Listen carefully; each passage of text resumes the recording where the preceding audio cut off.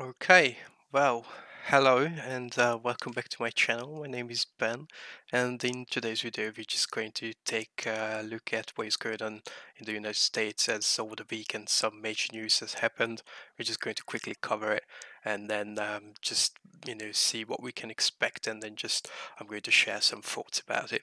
All right, before I really just go forward, I would really appreciate if you do a small favor, which is if you enjoyed this video or found it helpful in any sort of way, please consider subscribing and also give a like. And I would love to hear what you think about this. Just a healthy debate down in the comments below.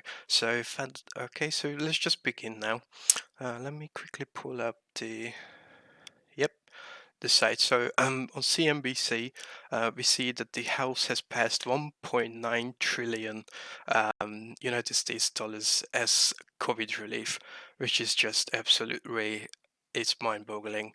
So let's go over the article and then just look at some statistics, and then I will be sharing my opinion, and that will cover the whole of the video. So let's begin. So the key points are that the House has passed its 1.9 trillion coronavirus relief package, which will head to the Senate. It is very likely that it will get passed, and then this 1.9 trillion will be, you know, just printed out. Really, well, not printed out as in terms of actually being printed out, but this money will uh, just will exist in the near future. And I don't think that's important. Uh, yeah, also they are debating that they would like to increase the minimum wage in the USA to $15 an hour, but it might not be accepted as of now. It might in the future, but that's out of the question as far as it looks at the moment. Okay, so let's just begin. Um, so the House passed this 1.9 trillion coronavirus relief bill early Saturday, sending the massive proposal to the Senate as Democrats rush to approve more aid before unemployment programs expire. Um, I don't like to politicize, but this is something what I think is very just self-explanatory. Like democratic people in the United States like to make people feel like the people need to depend on the government, while Republicans would like to decrease the amount of how people depend on the United States government. I think this is one of the main differences between these two parties. Democrats would like people, to depend on the government and then look for the government for help, while Republicans would much more likely see or like to see that people, just if they want something done, they go out there and get it done. Unfortunately, during these trying times, it is quite difficult for people to get employed or just work, or there are a lot of people who are struggling. So I do see why they just are looking to ease the burden and just help people out with this money.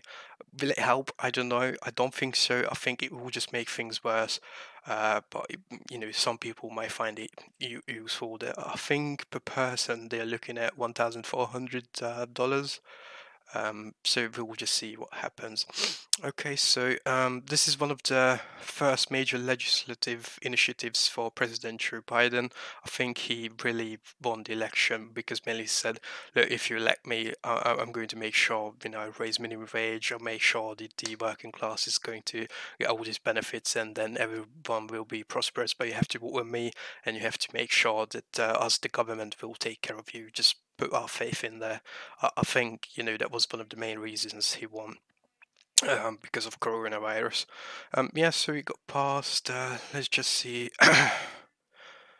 It will be some plans will be drafted and then debated, and then we'll see what happens. The budget will be drawn up as well, just to see how. I wonder what the United States budget will look like, really. Um, yeah, so now the bill moves to the United States Senate, where I hope it will receive quick action. We have no time to waste. This is what Biden said during a briefing on Saturday morning. This is when the news broke. broke. So if we act now decisively, quickly, and boldly, we can finally get ahead of the virus. Biden continued. We can finally get our economy moving again. Well, this is what I don't necessarily agree with. I don't think just pumping a lot of money into the economy will, you know, so I don't think that injecting all this money into the economy will, over the long term, will be more economically or just in general be beneficial for everybody. If it were down to me, I don't think I would do this. I don't think it's necessary. Even though quite a lot of people are struggling, it's just going to cause massive inflation. That's what I think. I'm not a professional or an expert of any sort, but this is just my personal opinion. Okay, so let's look at what the house plan includes. I'm just going to read it out. So the payment of 1,400 United States dollars to most individuals, along with the same amount for each dependent. Checks start to phase out at 75,000 in income and go to zero for individuals making $100,000. 400 $400 per week unemployment supplement through August 29, along with an extension of programs making millions more people eligible for jobless benefits. This is why I said Democrats, really want to make sure people depend on the government. So I'm not sure if I agree with, because this will incentivize people to live on benefits instead of actually trying to be going out and working. If this money wouldn't happen, I think people would be more motivated, to go out and actually start businesses, or just go out and try to find some sort of employment. Um, that's why another video why I include, I think, why the $15 minimum wage is a bad idea, especially now. What I think should happen at the moment is just to cancel all minimum wages.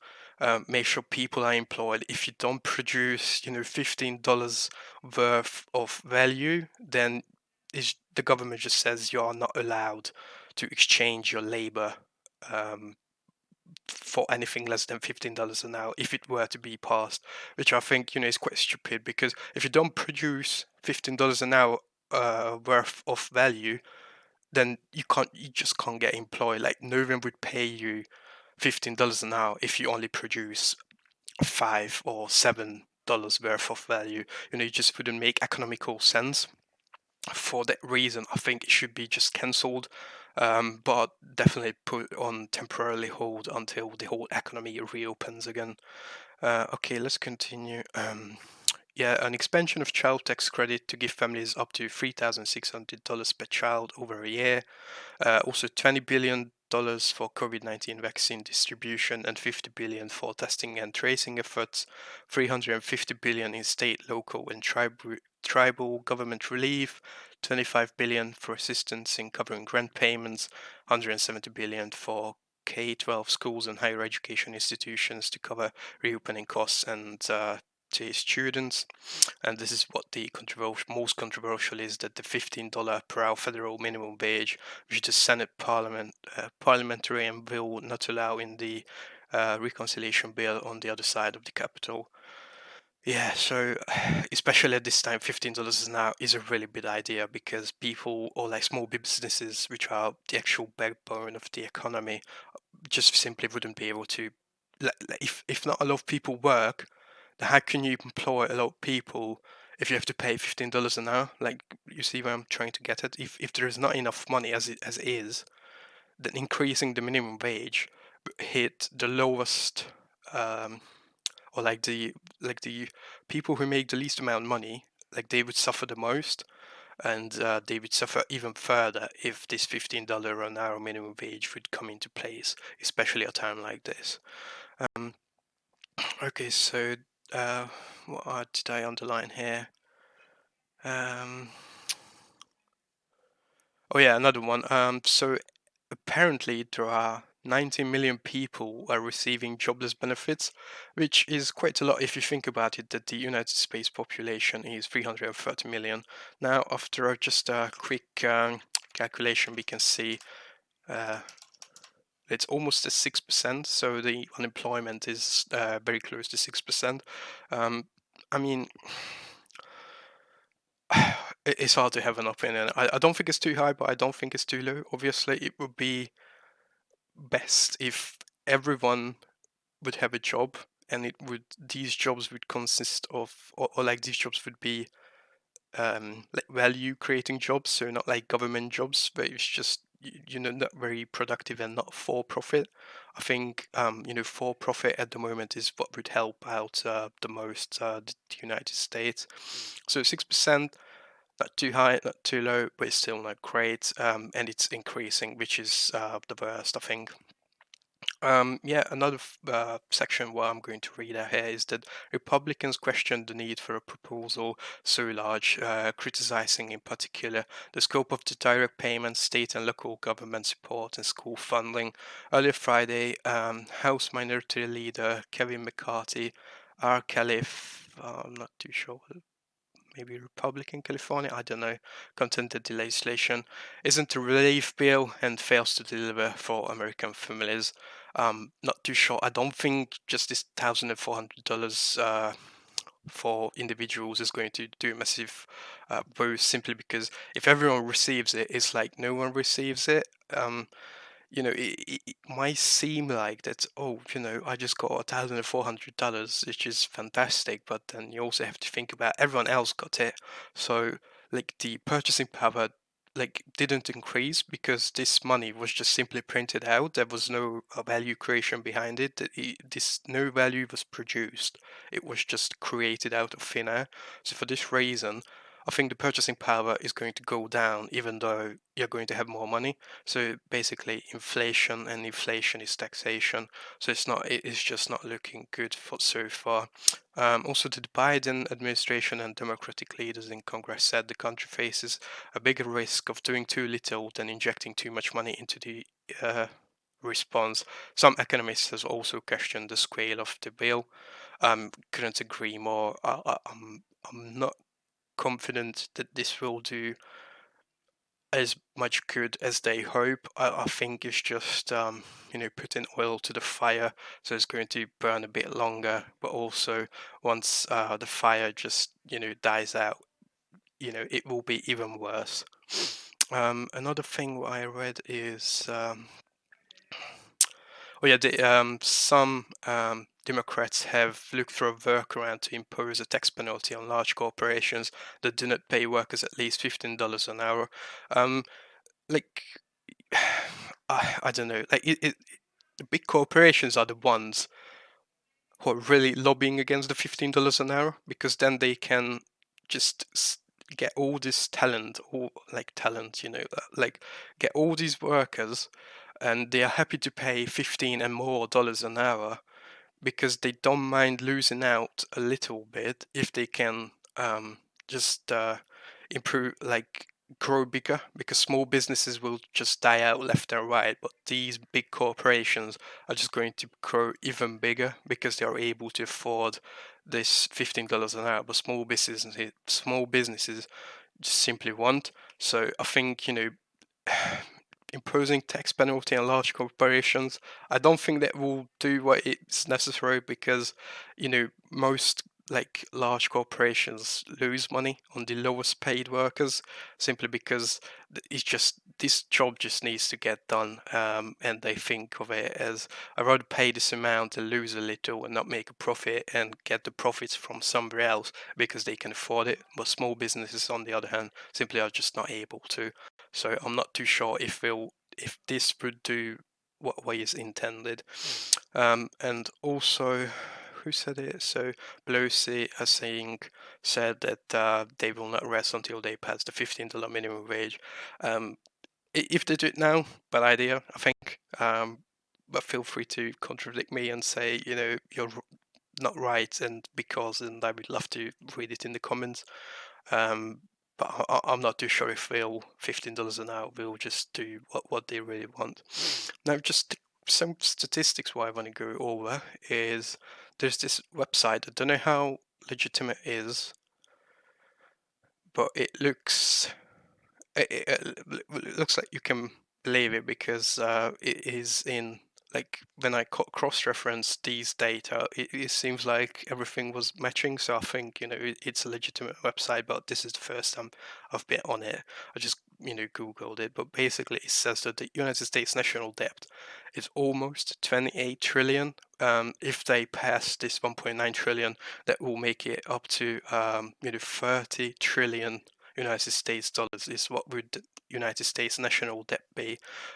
Just to make it into or like to visualize it a little bit better, as if we do like 1.9 with well, basically 28, and then multiply it by 100. That would increase the United States national debt by about 6.8% roughly, which is, it doesn't sound too much, but if you think about it, it's already at 28 trillion. It's just, if you have investments in dollars, their worth, even though like stock market, everything is going up because there's so much money injected into the system, the actual value of what you receive is going down. Just look at this, that the debt per taxpayer is 223k. Now, if you think about it, if you work all your life on a minimum wage, that's when you would be able to pay out, or this is how much roughly you would pay out in taxes, right? Like roughly, um, like 200k in your lifetime in taxes. Um, and somebody who's making a lot more, then obviously they're going to pay a lot more in taxes. But imagine that this is debt at the moment, and not when it will need to be paid back. So in the future, our children and grandchildren and so on will just have to pay back even more. I just don't think that the United States will ever be able to repay its debts, and now it's adding even more, which is just making the situation a lot worse. Yeah, me personally, I wouldn't invest with the United States. Eventually, it has to collapse, like the dollar will collapse. There's just no question about it. No one can predict it when. Everybody been kept saying that, oh, he's coming to now, or he's coming to get now, or it will happen in the near future. Who knows what will happen? We just don't know. What it does not look good. The stock market and everything is just keeps going up, but it to a certain degree it's a Ponzi scheme, and also uh, the worst thing is we want to live well now, and we just not do what should be done. I would rather suffer now and then leave a better world to the next generations, but we're just pushing the problems down to the next generation. So our children and their grandchildren will suffer even more if the United States and the dollar will still exist. Then I don't think it will, but I'm not an expert. It's just my own opinion. So yeah, apparently, is there a it's not there isn't a graph here, but the United States GDP is roughly at 21.5 billion. So the national debt is like almost 1.5 times their, well, not 1.5, but close to it, the GDP. And GDP doesn't, like, it's just the amount of money what changes hands. So it's not really a measurement of their like economic productivity. It's just how much money has changed hands, right? So the GDP, or like the national debt, massively outweighs, almost 2 to 1, the US GDP. Um, which just means, like if you were a person, you would never be able to take on more debt than what you could actually pay back. So I don't think that the United States Treasury and the government is able to get money from the Fed. Is just going to mess up the whole system. But that's just my opinion. But I would. Oh no, here it is. 145%. I was very close. Spending to GDP ratio is 46%. So yeah, the United States is not in a great position. COVID has affected a lot of countries, companies, and people.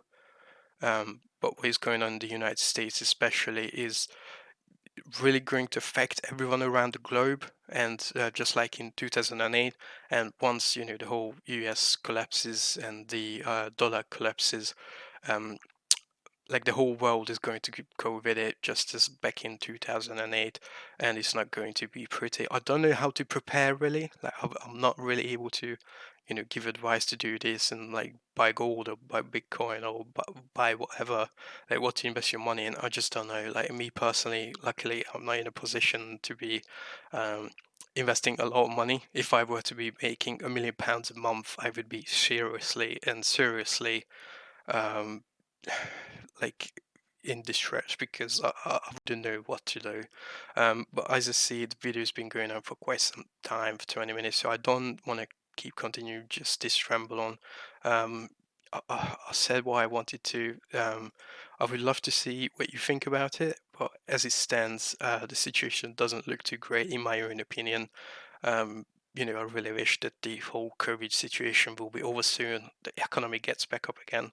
But maybe this is the collapse what we need just to put us back onto, the national, like the national banks in the world just shouldn't be able to lend to the government. I think that's, like a good idea. I don't think we should live above our means, especially Americans are really living above their means.